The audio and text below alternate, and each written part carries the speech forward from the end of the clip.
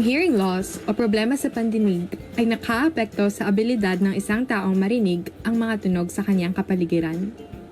Sa mga bata, ito ay kadalasang sanhi ng genetics, ibang mga sakit o impeksyon, o kaya naman ay trauma galing sa malalakas na tunog.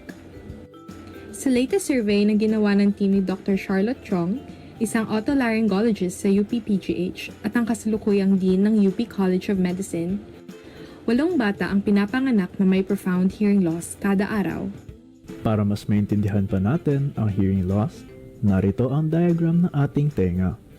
Nahati ito sa outer, middle, at inner ear. Kapag ang outer o middle ear ang naapektuhan, ang tawag dito ay conductive hearing loss.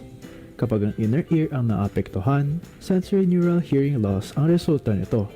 Kapag ang apektado naman ay ang inner ear, kasama na ang isa sa outer o middle ear, ito ay tinatawag na mixed hearing loss.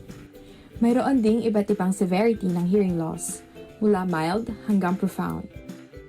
Maaari rin na isang tenga lamang ang mayroong problema. Tinatawag itong unilateral hearing loss. Kapag dalawa naman ay bilateral hearing loss. Upang matulungan ang bata na magkaroon ng access sa mga tunog, maaari siyang gumamit ng hearing aid o ng cochlear implant. Depende ito sa rekomendasyon ng audiologist at sa severity ng kanyang hearing loss. Depende sa uri at severity ng hearing loss, maaaring mas maraming oras ang kailangang ilaan upang matuto ng mga bagong konsepto at salita ang bata. Maaari ring mahirapan silang marinig o maintindihan ang mga speech sounds tuwing tayo ay magsasalita. Kaya naaapektuhan ang kanilang paggamit ng gramatika at pagbigkas ng mga tunog. Ang pagkakaroon ng hearing loss ay hindi dapat ikatakot ng mga tao.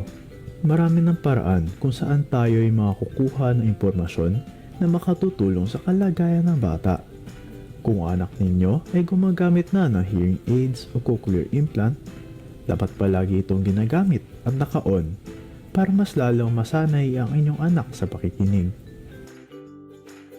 Ang video na ito ay hatid sa inyo ng Batch 1 interns ng Advocacy Rotation Speech Pathology Department ng University of the Philippines, Manila.